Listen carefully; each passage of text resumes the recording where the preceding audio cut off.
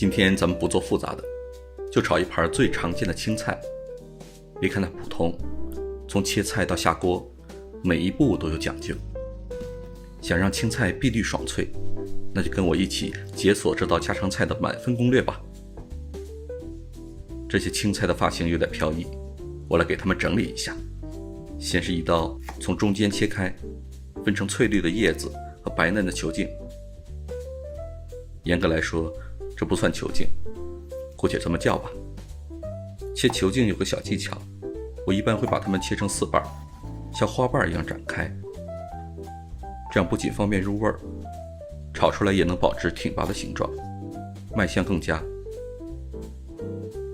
之所以要切成这个样子，也是因为叶和茎的烹饪时间不同。叶子熟得快，很快就软了，大火炒久一点也不妨碍。可是这个茎却有些说道，火候不到炒不熟，稍稍过头又会软塌塌的。这样切能让我们更好地掌握火候，保持它爽脆的口感。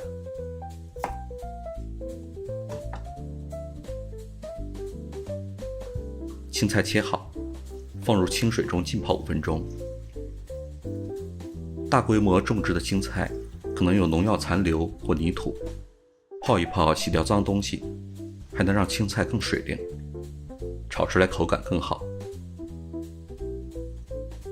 先泡着，一会儿沥干水分备用。趁青菜泡着，咱们来准备小料，点亮这盘菜的灵魂。首先是干辣椒，剪去根部，轻轻捏出辣椒籽。这种辣椒的辣味很轻，但香气浓郁，还能为青菜增色不少。接着是虾皮，最后就是火腿丝了，我已经提前切好了，堪称是提鲜神器。小料全都准备好，随我检阅一下。好，咱们开整。锅里倒油，小火慢热，先把虾皮丢进去，慢慢的煎，让香味一点一点的释放，直到微微金黄。这时候就能闻到一丝炸虾的味道了。接着加入干辣椒，用热油激发它的香气。当辣椒颜色变得红亮鲜艳，就是青菜下锅的信号。倒入沥干的青菜，迅速转大火，快速翻炒。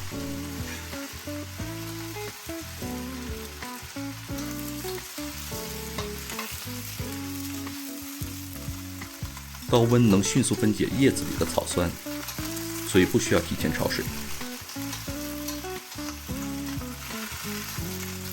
翻炒时要均匀，别让叶子闷在锅底，否则容易变黄发黑。刚开始不用加盐，先炒一会儿，直到叶子变软，蒸发掉多余的水分。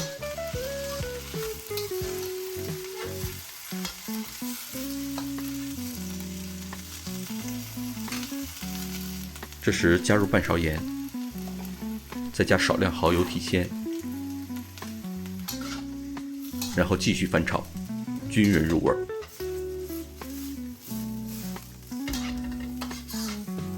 这就可以出锅了。